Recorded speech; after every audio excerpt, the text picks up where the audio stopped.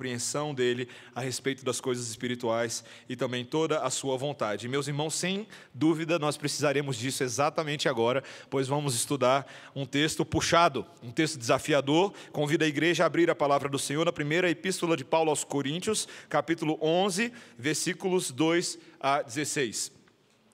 Enquanto você vai abrindo, eu conto uma coisa engraçada para você. Nós do conselho, enquanto a gente está conversando, a gente vai falando assim, e aí, quando vai chegar aquele texto difícil, né? Eles ficam brincando comigo porque eles sabem que essas bombas caem no meu colo. E esse é um daqueles textos. É um daqueles textos que, vez por outra, geram uma série de perguntas na vida da igreja, mas se o Senhor for bom conosco nessa noite, não somente poderemos aprender a teologia dele, como também poderemos aplicá-la a diversas outras áreas da vida da igreja. 1 Coríntios, capítulo 11, versículos 2 a 16, a palavra do Senhor assim nos diz: De fato eu vos louvo, porque em tudo vos lembrais de mim e retendes as tradições, assim como vô-las entreguei. Quero, entretanto, que saibais ser Cristo o cabeça de todo o homem, e o homem o cabeça da mulher, e Deus o cabeça de Cristo. Todo homem que ora ou profetiza, tendo a cabeça coberta, desonra a sua própria cabeça. Toda mulher, porém, que ora ou profetiza com a cabeça sem véu, desonra a sua própria cabeça, porque é como se a tivesse rapada. Portanto, se a mulher não usa véu, nesse caso, que rape o cabelo. Mas se lhe é vergonhoso o tosquiar-se ou rapar-se, cumpre-lhe usar véu. Porque, na verdade, o homem não deve cobrir a cabeça, por ser ele imagem e glória de Deus, mas a mulher é glória do homem. Porque o homem não foi feito da mulher, e sim a mulher do homem. Porque também o homem não foi criado por causa da mulher, e sim a mulher por causa do homem. Portanto, deve a mulher, por causa dos anjos, trazer véu na cabeça como sinal de autoridade. No Senhor, todavia, nem a mulher é independente do homem, nem o homem independente da mulher. Porque como provém a mulher do homem, assim também o homem é nascido da mulher, e tudo vem de Deus. Julgai entre vós mesmos. É próprio que a mulher ore a Deus sem trazer o véu? Ou não vos ensina a própria natureza ser desonroso para o homem usar cabelo comprido, e que, tratando-se da mulher, é para ela uma glória, pois o cabelo lhe foi dado em lugar de mantilha. Contudo, se alguém quer ser contencioso, saiba que nós não temos tal costume, nem as igrejas de Deus. Essa é a palavra do Senhor. Vamos orar. Senhor, precisamos da Tua graça, da Tua compreensão, da Tua atuação espiritual, para realmente aprendermos bastante nesta noite. É assim, com textos mais desafiadores, com textos mais complicados no nosso contexto cultural, que podemos ser desafiados a crescer no Senhor, crescer na nossa compreensão, na nossa humildade e também na nossa prática doutrinária. Dá-nos graça, é o que nós te pedimos em nome de Jesus. Amém. Uma vez, quando eu era da escola, um amigo meu, cristão também, e amigo comum de alguns outros irmãos aqui da igreja, estudávamos juntos, ele vira um belo dia para mim, a gente estava conversando sobre igreja, nós pertencíamos à liderança do mesmo clubinho bíblico na época da escola, e ele vira para mim um belo dia e pergunta assim: Mateus, a sua igreja, ela é tradicional ou renovada? Eu tinha 15 anos de idade quando essa pergunta me foi feita, e eu confesso para os irmãos que eu não sabia a distinção, eu não estava familiarizado com esse tipo de linguajar, mas pela maneira como a pergunta foi feita, colocada tradicional, soou como uma coisa muito ruim. Então eu logo falei para ele: renovada. Eu não sabia exatamente o que ele queria dizer, e depois eu comecei a entender um pouco melhor essas dinâmicas de igreja. Mas é interessante essa ideia de tradicional. A gente pode dizer que na nossa cultura, na cultura moderna, nos nossos dias, em parte, ela é grandemente caracterizada por uma aversão à tradição.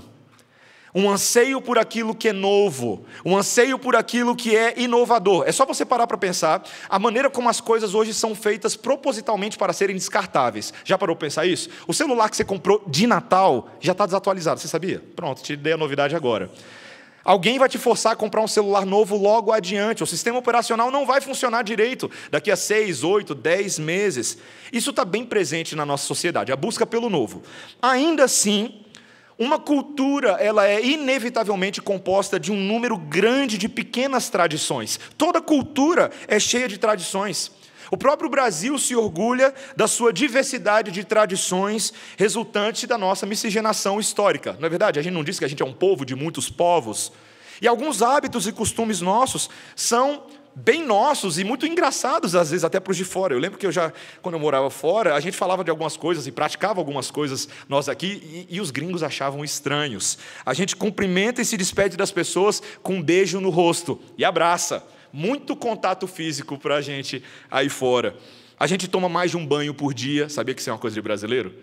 Nós adoramos ser um povo limpinho. A gente escova os dentes no trabalho, coisa de brasileiro. A gente come pizza com garfo e faca, coisa de brasileiro. A gente chama uma pessoa mais velha ou desconhecida pelo primeiro nome. Até o presidente da República a gente faz isso. Vai fazer isso aí fora. Sinal de desrespeito. Mas para a gente não é visto necessariamente dessa maneira. É uma coisa nossa. A gente come abacate com açúcar. Coisa de brasileiro, só aqui mesmo. Tradições, meus irmãos, estão bem presentes e enraizadas não somente na cultura geral, mas especialmente na cultura cristã, na cultura evangélica. É isso, inclusive, e você sabe disso muito bem, que acaba fazendo distinção entre, às vezes, igrejas e igrejas, não é mesmo? Entre denominações e denominações. Numa igreja, o pastor prega de terno e gravata, de vez em quando gravata borboleta. Em outras igrejas, prega-se de maneira mais tranquila, mais leve, mais solta. Toda igreja você vê alguém carregando a Bíblia debaixo do braço. É tradição de evangélico. As pessoas fazem esse tipo de coisa. Mas esse texto hoje nos convida a refletir um pouco sobre tradições, sobre práticas, usos e costumes. E se essas coisas estão servindo ao propósito da nossa existência como igreja, cooperando ou atrapalhando a manifestação do Evangelho de Cristo no mundo. Nós, como igreja, precisamos ter, sim, essa reflexão. Ela não é coisa boba, ela não é coisa passageira. Nós precisamos realmente entender esse tipo de coisa. Esse capítulo 11, que nós chegamos agora, nós fizemos uma pregação na semana passada em apenas um versículo, no versículo 1, mas nesse capítulo 11, versículo 2, ele marca uma transição, um início de uma nova sessão na carta de Paulo, na qual ele passa a tratar da conduta e do decoro dos coríntios com relação às questões do culto público. E primeiro, Paulo já começa elogiando essa igreja, logo aí no versículo 2, você percebe, porque apesar de alguns problemas que estavam sendo causados, essa igreja ainda zelava por manter as tradições, da forma como haviam sido recebidas pelo apóstolo Paulo. Mas uma dessas tradições estava tendo um probleminha. Essa que o texto todo trata sobre o uso do véu.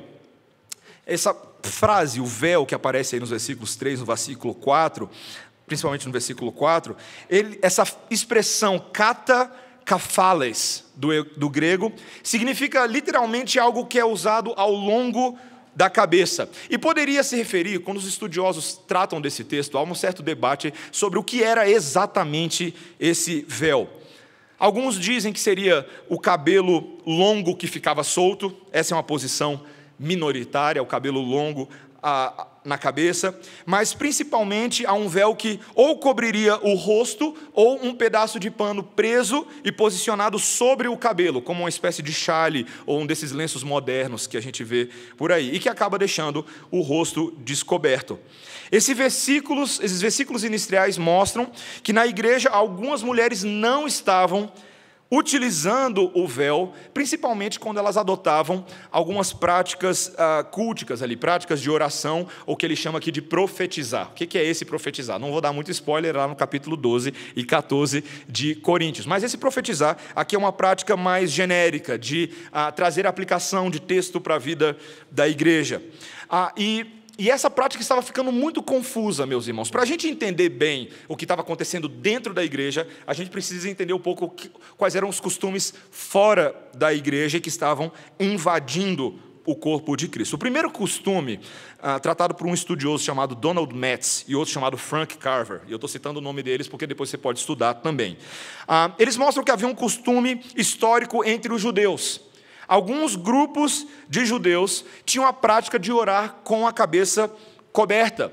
Veja, isso é interessante, não havia necessariamente uma prescrição na lei de Moisés para que isso fosse feito formalmente, isso fosse feito institucionalmente no povo de Deus. Você não vai encontrar isso exatamente nas Escrituras Sagradas, mas esses grupos adotavam essa prática aparentemente como um sinal da reverência deles, um sinal da submissão deles a Deus. Mas isso era a igreja judia. A igreja do Novo Testamento não era uma igreja exclusivamente judia, era uma igreja altamente gentílica.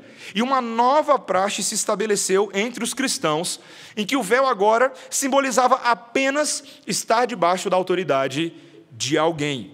Parecia, e a gente vai explorar aqui um pouquinho mais, parecia ser essa a praxe que Paulo, como apóstolo, e os outros apóstolos estavam também transmitindo às novas igrejas do Novo Testamento, particularmente a essa igreja de Corinto. Então, por que será que essas mulheres não estavam utilizando o véu? Vários comentaristas tentam entender a situação aqui com base, talvez, numa distorção dos próprios ensinos dos apóstolos. Nós sabemos muito bem que esse apóstolo Paulo, que agora fala de usos e costumes, em outros momentos falou sobre a liberdade cristã.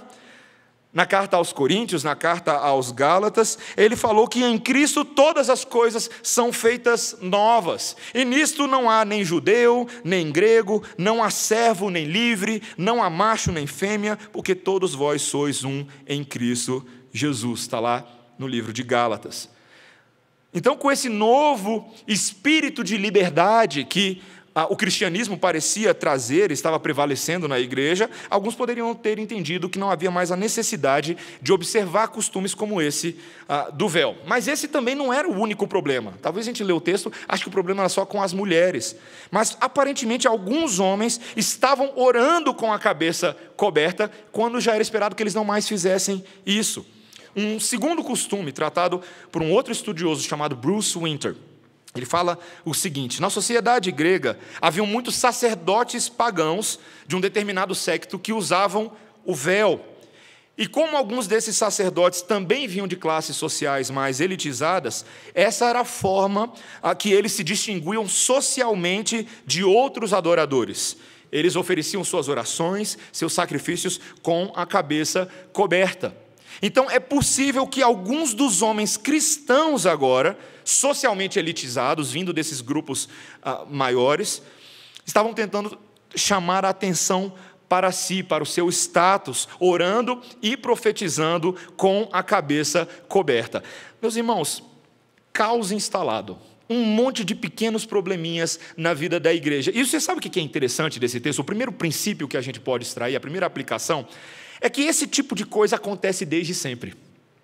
Nós, como igreja, sempre teremos que lidar com determinados atos da cultura, determinados elementos que vão sorrateiramente entrando na vida da igreja, fazem parte, e nós nos perguntamos se deveriam ou não estar presente na vida da igreja. E Paulo passa a mostrar, nesse texto, algo que eu e você deveríamos aplicar para tudo. Princípios de avaliação, princípios de reflexão, que já são, aqui nesse caso, a síntese de uma série de coisas que ele está ensinando na Epístola aos Coríntios.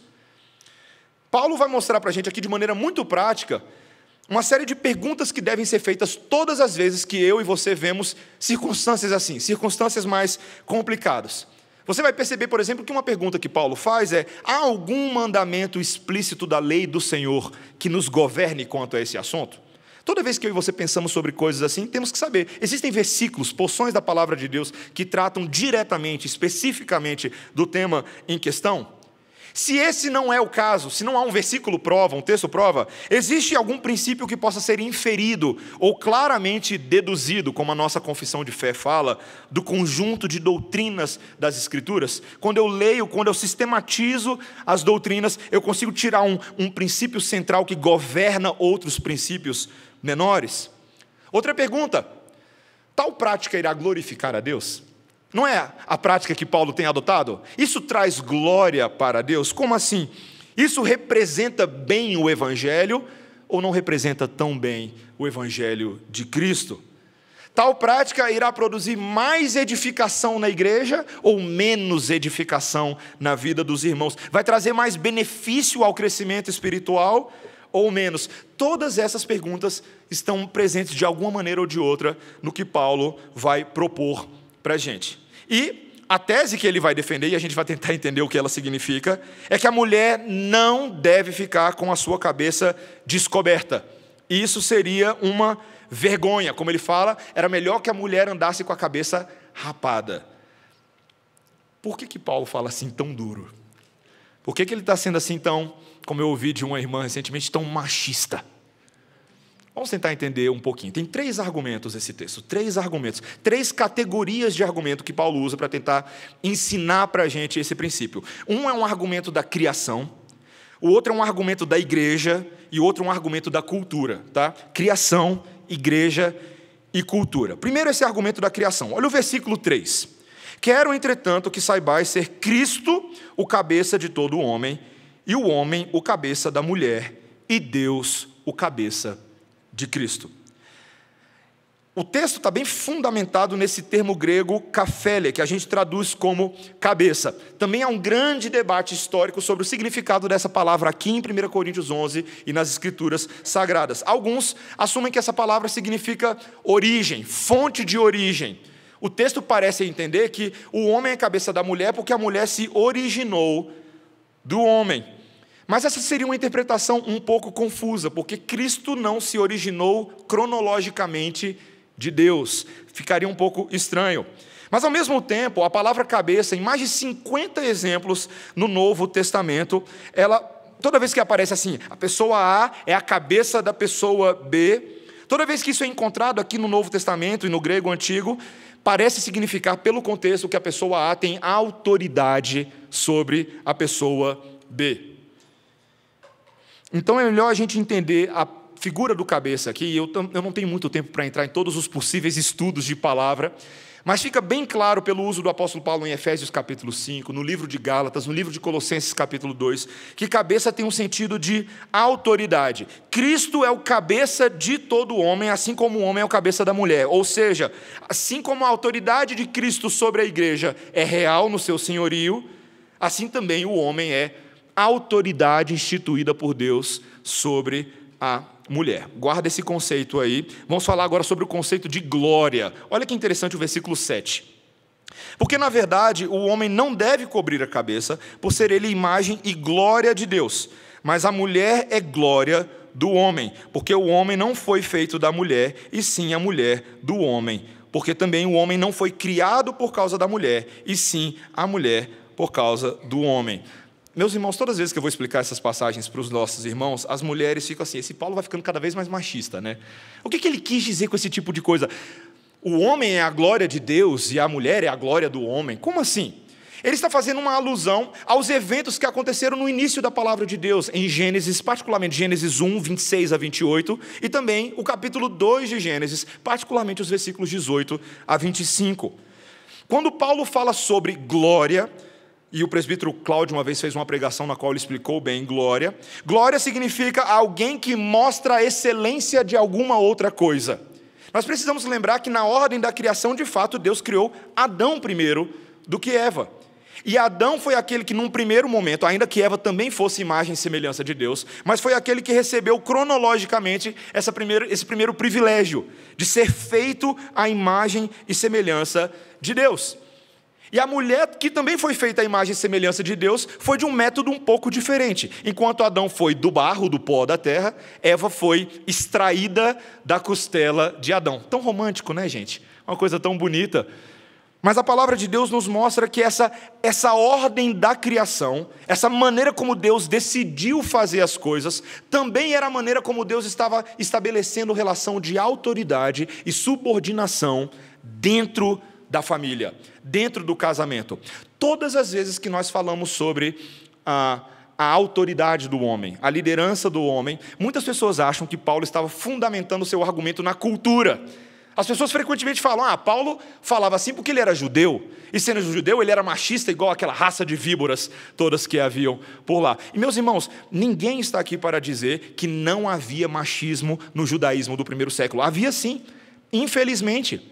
Mas Paulo deixa bem claro que o argumento dele não procede do pecado do machismo, e sim da ordem da criação de Deus.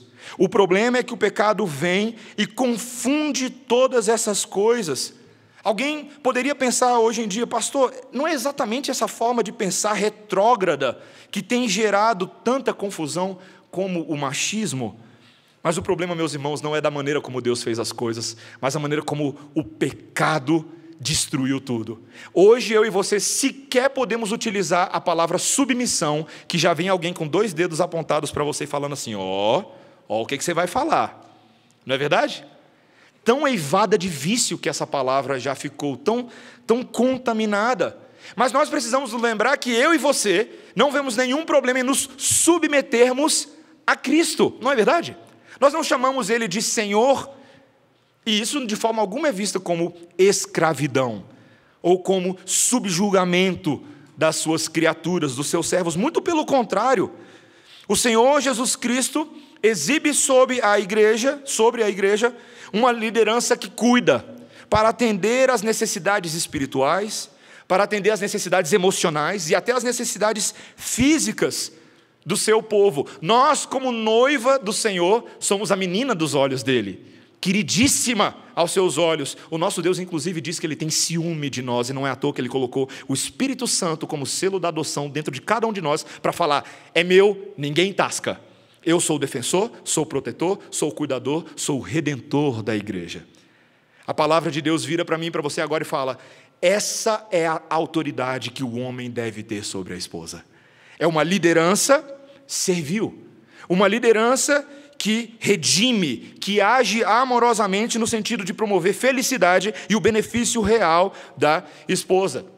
Tem muitas pessoas que, mesmo assim, com esse conjunto de argumentos que nós estamos extraindo de vários outros textos das Escrituras, ainda não aceitam. E o texto quer deixar claro para nós qual é o significado que o Senhor quer estabelecer. Veja o que ele diz no versículo 3, na segunda parte. Deus é o cabeça de quem?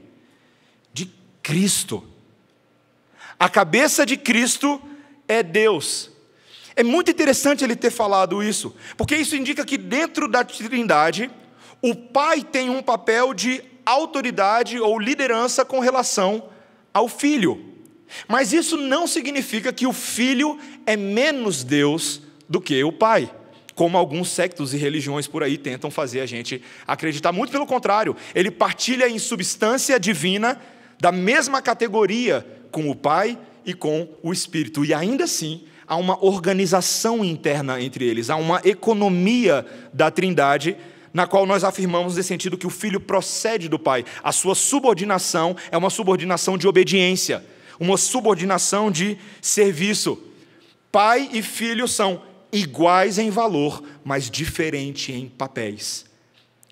Isso deve ser o casamento. Homem e mulher, meus irmãos, são exatamente iguais em valor e dignidade diante dos homens. Essa é uma afirmação que nós precisamos fazer categoricamente. Não há espaço para machismo no povo de Deus. Também não há espaço para feminismo no povo de Deus. Em termos de valor, ambos são iguais. E ainda assim, meus irmãos, cada um deles recebeu atribuições diferentes para realizar dentro da família. Nós chamamos isso de complementarismo e não de igualitarismo. Complementarismo é que eles são iguais e se complementam para cumprir os propósitos de Deus. E esse belíssimo quebra-cabeça produz glória para o nosso Senhor. A palavra de Deus nos protege de pensar de uma forma ou de outra. Ela quer o equilíbrio. Veja o que ele diz no versículo 11.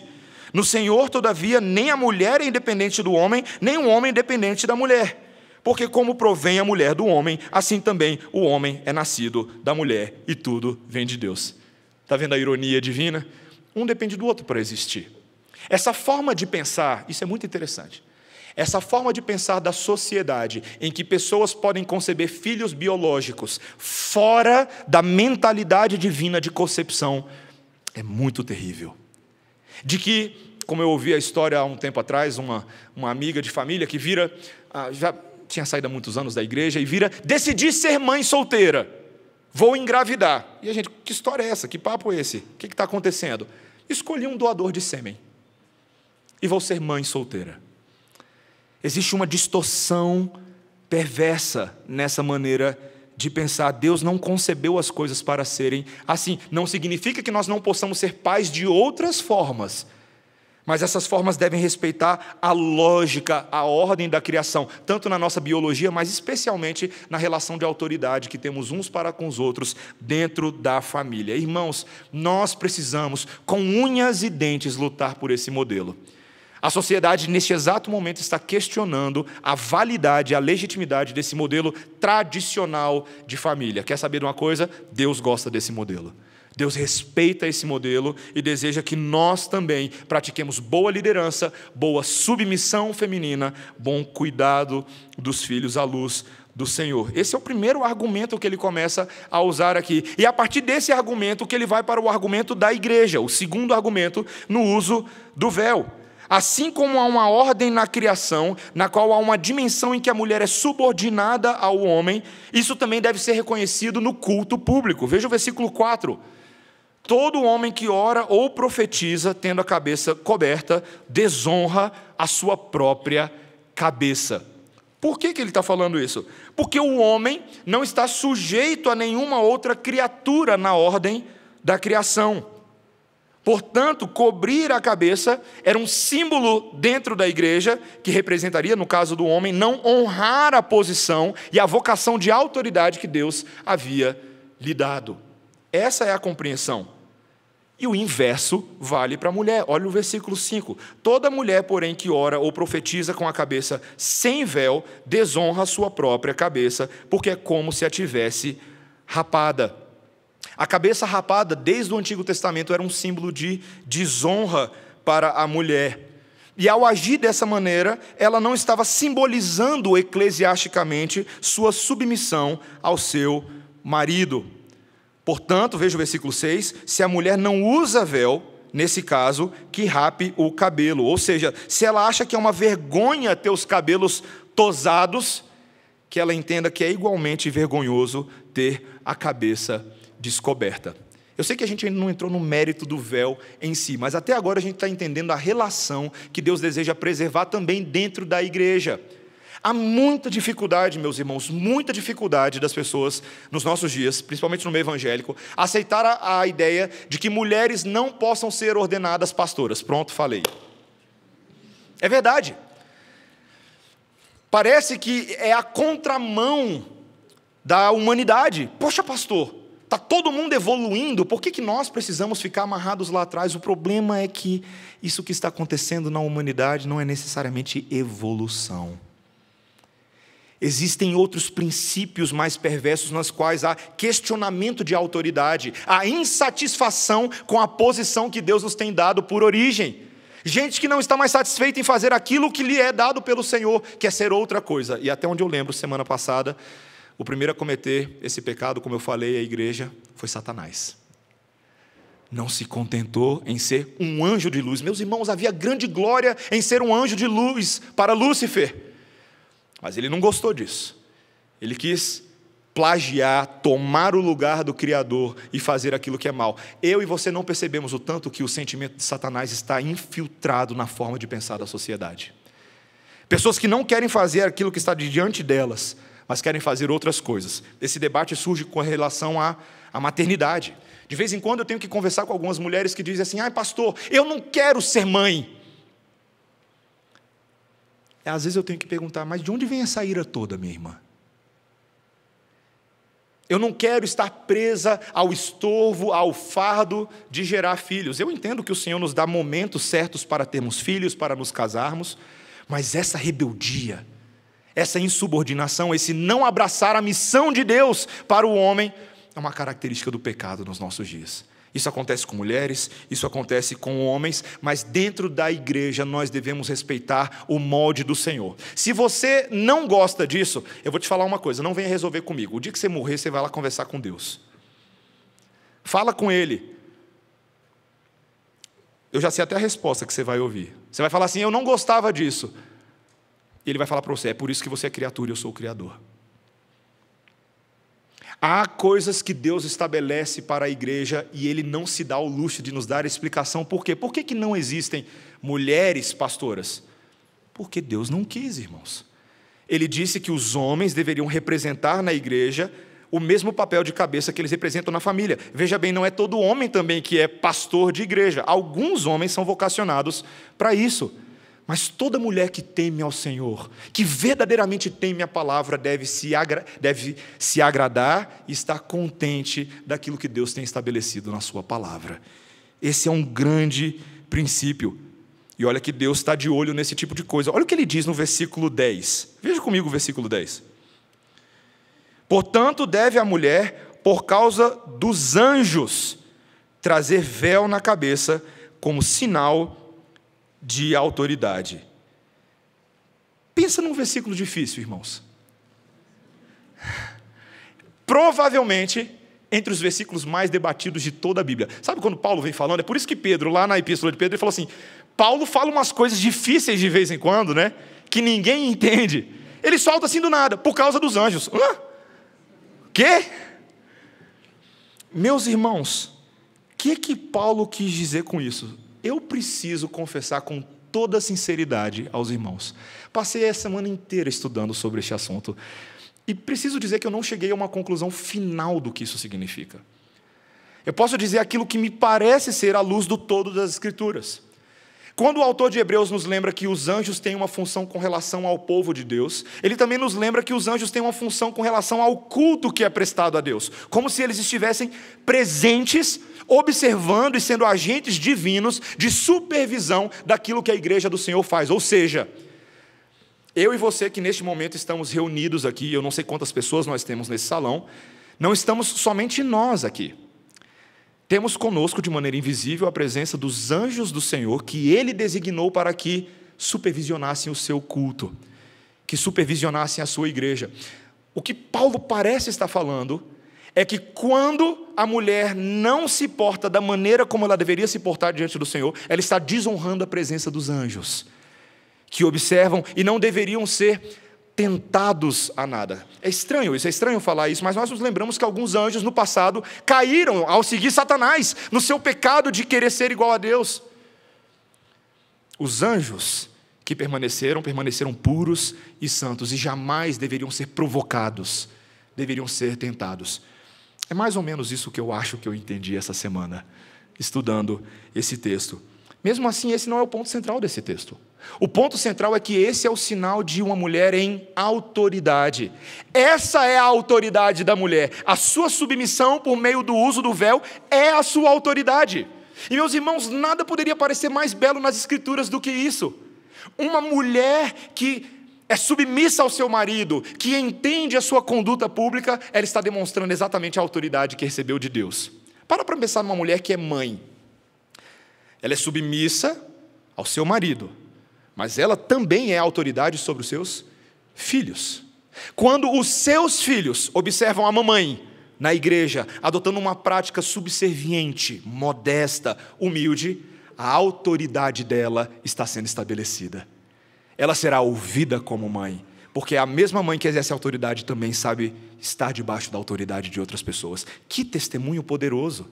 Essa mulher anda pelas ruas, anda pela igreja e é reconhecida pelo seu equilíbrio, pela sua modéstia.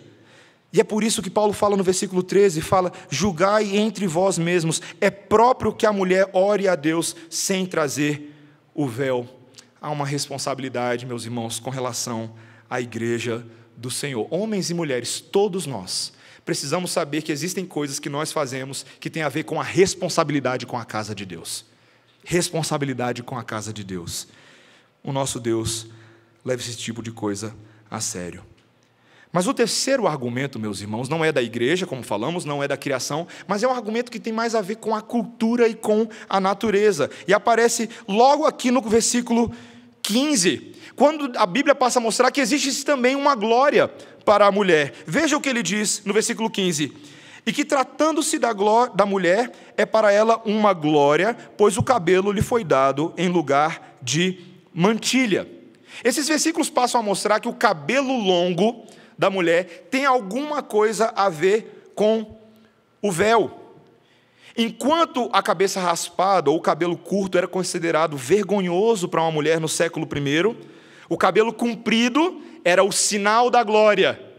Algo que Deus havia dado às mulheres no geral, como exibição da sua glória. E o oposto também era verdade para os homens. Olha o versículo 14. Ou não vos ensina a própria natureza ser desonroso para o homem usar cabelo comprido.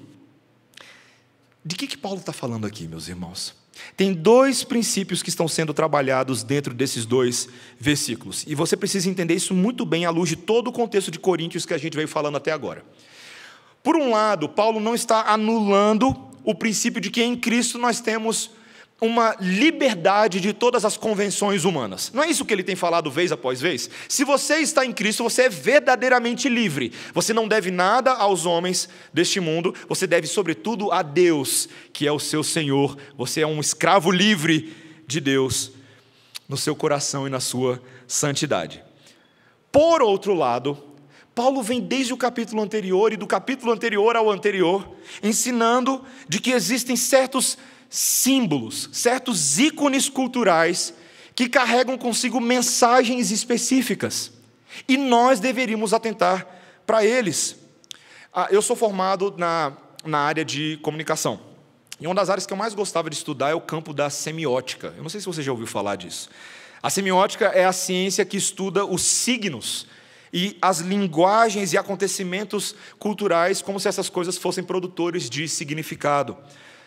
Tem um grande estudioso chamado Charles Sanders Peirce, e ele fala que nós devemos interpretar a maneira como certos ícones simbolizam conceitos e valores dentro de um determinado contexto cultural. E para não ficar difícil para você, para ficar bem fácil, quando você vê aquele símbolo de correto num tênis ou numa bermuda, de que marca que eu estou falando? Da Nike. E é muito bom usar a Nike. Com aquele símbolo vem uma série de valores sociais, de que você é legal, de que você é corretamente adequado à moda vigente. Quando você vê aquela letra M amarela gigante brilhando num outdoor na 314 Sul. Do que eu estou falando? McDonald's. 2 hambúrgueres, alface, queijo, molho especial, cebola, picles no pão com gergelim. Você olha o símbolo e você já está com fome de batata frita. A força daquele marketing cultural é convencer você da necessidade de comer o que eles têm a oferecer urgentemente, senão você não vai ser feliz. Senão você não vai ter alegria pelo resto da sua vida. Isso tem a ver com semiótica. Mas não é somente com marcas, isso é mais fácil. Mas tem a ver também com atitudes e gestos sociais e hábitos e vestimentas e padrões de cores e o que essas coisas comunicam sobre determinadas épocas, determinados grupos, determinados valores. Quando nós falamos sobre homens de cabelo curto e mulheres com cabelos longos, estamos falando de determinados hábitos culturais que há muito tempo são reconhecidos como normas de representação daquilo que é homem e mulher. Mas nós não podemos negar que hoje em dia mulheres com cabelo Joãozinho é bem mais frequente. E que homens com cabelo heavy metal também. Não é verdade? Ícones inteiros da sociedade são homens de cabelos longos, e o próprio Senhor Jesus Cristo foi retratado no cinema europeu durante muito tempo como um homem de cabelos longos, olhos azuis e pele branca. Havia ali um apelo. Meus irmãos, veja bem, eu não quero fazer uma afirmação para ir além do que eu tenho tudo a dizer nesse texto. Talvez, de fato, essas coisas hoje nos pareçam inofensivas, e eu diria que talvez na maioria das vezes são, de fato, inofensivas.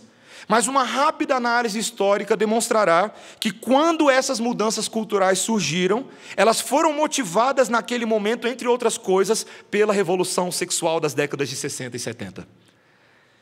Havia ali uma confrontação de paradigmas que o movimento dos hippies, que a revolução feminina, que uma série de outras coisas estavam fazendo. Paradigmas morais pré-estabelecidos estavam sendo colocados por terra. Se eu e você assistimos um pouquinho de televisão e um pouquinho de internet, sabemos que nessa semana uma declaração da nova ministra deu o que falar, não é verdade? Meninos vestem azul, meninas vestem rosa. Muita gente Muita gente achou isso a maior besteira. E acham que isso não tem relevância alguma. E, meus irmãos, eu não estou aqui para falar do discurso dela, a gente sabe que esse nem era o ponto central do que ela estava tentando falar, mas, a partir dessa metáfora, ela cutucou a onça com a vara curta. Ela provocou ideias que estão em plena convulsão nesse momento na sociedade. A moralidade por trás da construção de gênero e sexualidade na infância. Ela tocou naquilo que ninguém quer falar. E foi por isso que deu tanto bafafá. Hoje existem movimentos inteiros, grupos sociais, que buscam reconfigurar intencionalmente o significado de certos ícones, de certos símbolos, o que nós chamamos de ressignificação social. Pode ser estudado na antropologia, pode ser estudado na sociologia. O símbolo do movimento hippie, o símbolo do movimento feminino, o símbolo da paz, todos eles passaram por essa reconfiguração. Você sabia como foi que surgiu a bandeira do arco-íris que se tornou símbolo do movimento LGBT? Você já parou para pensar nisso? Foi em 78, quando Gilbert Baker, um artista baseado lá em São Francisco, nos Estados Unidos, criou um design com 8 cores. E no dia 25 de junho, quando teve o Dia da Liberdade Gay nos Estados Unidos, daquele mesmo ano, as primeiras versões dessa bandeira dele foram vistas na rua. E quando um jornalista foi perguntar para ele, explicar qual era a ideia para promover aquela bandeira, ele disse que tinha a ver com diversidade, tinha a ver com inclusão, usando algo da natureza para representar que a nossa sexualidade é um direito humano. Natureza e direito. Isso é uma revolução. Isso é uma revolução. O uso da bandeira rapidamente se disseminou por São Francisco, em outras grandes capitais, como Nova York, como Los Angeles, e na década de 90 ela já era reconhecida como um símbolo global para os direitos LGBT. Meus irmãos, não se enganem. Símbolos, formas e práticas carregam muito mais valor e cosmovisão do que nós estamos acostumados a pensar. E Paulo era sensível a isso. Esse texto todo tem a ver com a sensibilidade de Paulo a este assunto. O terceiro costume, que eu ainda não falei, do Império Romano naquela prática, naquele primeiro século, que era amplamente aceito na sociedade, é que mulheres comumente usavam o véu para representarem que elas eram casadas. Isso acontecia no Império Romano. Uma mulher casada, que por acaso descobrisse a sua cabeça em público, teria trazido vergonha ao seu marido. Era uma ação que poderia conotar uma série de coisas, mas que principalmente que ela estava disponível sexualmente. Muitas prostitutas não usavam véu. Ou simplesmente poderia ter sido um símbolo de que ela não era casada, e não é à toa que muitas solteiras eram frequentemente confundidas com mulheres da vida fácil. E havia ali uma prescrição da lei romana que ordenava que se raspasse a cabeça da mulher que desgraçava o marido ao cometer adultério contra ele, uma lei que valia ali em Corinto. Meus irmãos, está aqui o princípio que nós estamos tentando encontrar. Existem muitas culturas em que a cobertura da cabeça das mulheres representa esse tipo de coisa. Nós sabemos disso. Se você assistiu qualquer documentário sobre o Oriente Médio, ou qualquer reportagem, você vai ver uma série de burcas e de roupas que são utilizadas para representar casamento, pertencimento a algum homem. Nas culturas em que as coberturas não são um sinal de estarem casadas, as esposas não precisam cobrir a cabeça no culto público, na adoração, mas elas podem obedecer esse comando usando algum outro símbolo físico do seu casamento. Está aí a explicação do porquê nós não utilizamos o véu na igreja. Porque o véu, esse véu específico para nós hoje, não representa absolutamente nada na cultura ocidental, seja dentro ou fora da igreja. O véu em si, preste atenção nisso, ele não tem uma função sacramental na Bíblia. Ele não foi instituído pelo Senhor Jesus Cristo e pelos apóstolos como uma prática determinativa da vida da igreja. Não é o véu, mas é o princípio do véu. Esse não foi revogado. nesse mesmo instante, as mulheres casadas aqui da igreja estão usando véu. Estão usando um outro tipo de véu que está envolto no dedo anelar esquerdo. A aliança de casamento. Este representa o quê? Visualmente, sinais de realidades interiores, de um compromisso, de uma lealdade que ela presta a apenas um homem na vida dela. E você já reparou como na nossa sociedade as coisas funcionam? Quando uma pessoa tira a aliança dela, seja uma mulher ou seja um homem, sem ser por motivo de força maior, o que ele quer dizer com isso? Que ele ou ela estão na pista. Disponíveis, não é verdade? Não é a cena que nós vemos, ou seja, esse símbolo é amplamente aceito na sociedade, mesmo por ímpios, mesmo por pessoas que não prestam adoração a Deus. Símbolo de comprometimento, símbolo de aliança. É quase como se Paulo estivesse dizendo: eu espero que na igreja todas as mulheres casadas estejam usando aliança. Claro que nós temos também os homens utilizando a aliança nos nossos dias. Meus irmãos, Paulo está tentando ensinar algo profundo para nós, ainda que o exemplo pareça ser tão distante. Ele fecha dizendo, versículo 16: contudo, se alguém quer ser contencioso, saiba que nós não temos tal costume, nem as igrejas de Deus.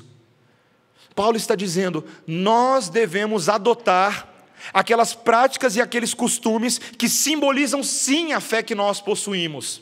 E é por isso, meus irmãos, que no debate sobre usos e costumes na igreja, nós devemos ser altamente equilibrados e sensíveis.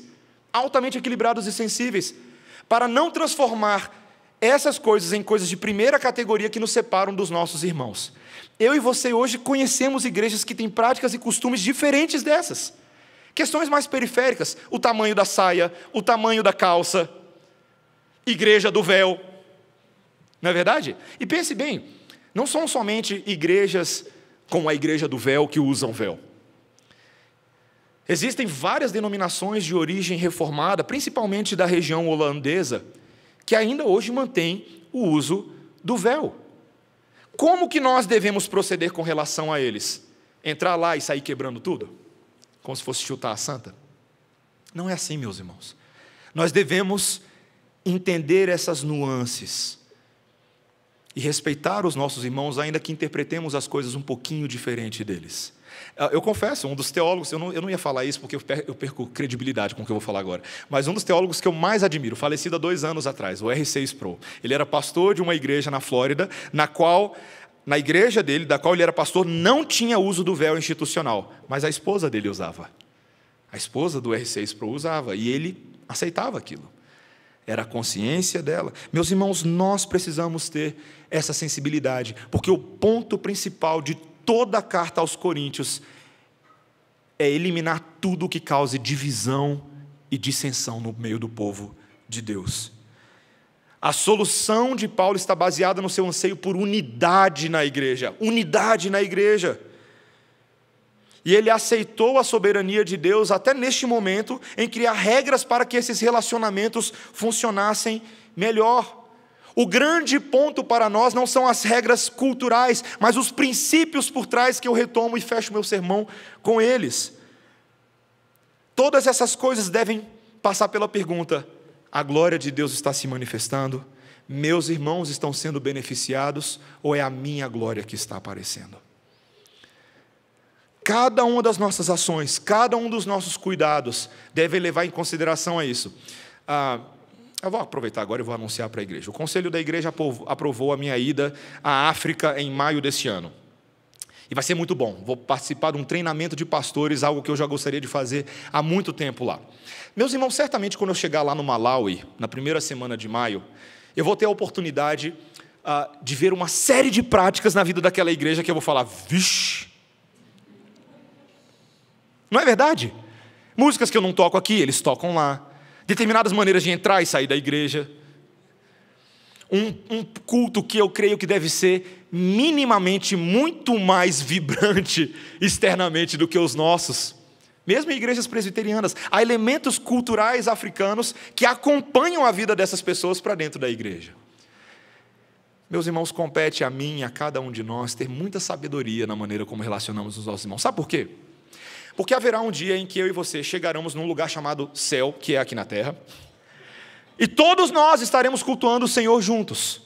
Todos nós, todas essas pessoas que ao longo de todas as suas vidas tiveram práticas culturais diferentes, estaremos prestando um culto ao verdadeiro Deus. E sabe de uma coisa? Não há nada na Bíblia que me diga que Deus vai julgar a cada um de nós por práticas que não interferiam no Evangelho. Pelo contrário, eu até penso que vai haver muito brasileirismo no céu, muito canadense, muito japonês, e cada um fazendo a coisa meio do seu jeito. Meus irmãos, há um mistério nisso. Deus se agrada dessa diversidade quando essa diversidade está debaixo do seu domínio. Não uma diversidade amoral, imoral, que diz respeito à lei de Deus, mas a diversidade cultural da própria igreja do Senhor. Eu e você precisamos aprender sobre isso. Este texto que nós acabamos de ler não nos convence, pelo que eu entendo, de que nós deveríamos usar o véu na igreja. Mas há irmãos que usam, são seus irmãos em Cristo. Devemos aprender a honrar os nossos amados e a fazer de tudo que está ao nosso alcance, não para que o véu seja o motivo principal da conversa da igreja, mas que Cristo seja o motivo principal. Que aquilo que é mais central, aquilo que de fato nos une sobre todas as coisas, seja aquilo que nos ajude a conversar, a dialogar e a entender as próprias Escrituras Sagradas, até em textos difíceis como esse. Que eu e você sempre tenhamos essa sabedoria. Última coisa, se eu e você tivermos essa sabedoria, eu e você nunca, jamais seremos acusados de sermos calvinistas, arrogantes e sectaristas. Nunca. O nosso calvinismo, a nossa teologia reformada, sempre estará disposta a dialogar com os nossos irmãos em Cristo, contanto que não negociemos a verdade da fé em Cristo Jesus. Faremos isso e seremos observados por outros a isso, e quem sabe a gente até angaria mais uns calvinistas perdidos por aí, para que conheçam as doutrinas da graça e possam partilhar conosco de verdades que nós temos honrado e exaltado todas as semanas. Que o Senhor nos ajude a ter essa sabedoria, irmãos, e que nós possamos crescer na imagem do nosso Senhor Jesus Cristo. Amém? Vamos orar. Senhor Deus, nós te louvamos pela Tua palavra, nós te louvamos porque ela nos desafia muitas vezes, ela vai além daquilo que estamos acostumados na nossa zona de conforto, mas ela faz isso para provocar o crescimento em nós. É muito difícil de crescer se não houver obstáculos, se não houver desafios culturais. São eles que nos forçam a nos voltarmos para Ti, nos voltarmos para a Tua lei, mas também a amarmos os nossos irmãos. Nós sabemos que o Senhor Jesus Cristo não morreu por ninguém condicionado à questão do véu. Ele morreu porque amou incondicionalmente a pessoas que sequer mereciam o seu amor. Senhor, dá-nos a graça de termos o mesmo sentimento que houve em nosso Senhor Jesus Cristo. E que Ele nos ajude a viver como uma igreja diversificada, mas uma igreja que cresce e cada dia mais alinha a sua doutrina e a sua praxe para que Cristo seja louvado. É o que pedimos em nome de Jesus. Amém. Vamos ficar de pé, irmãos? Vamos louvar ao nosso Deus.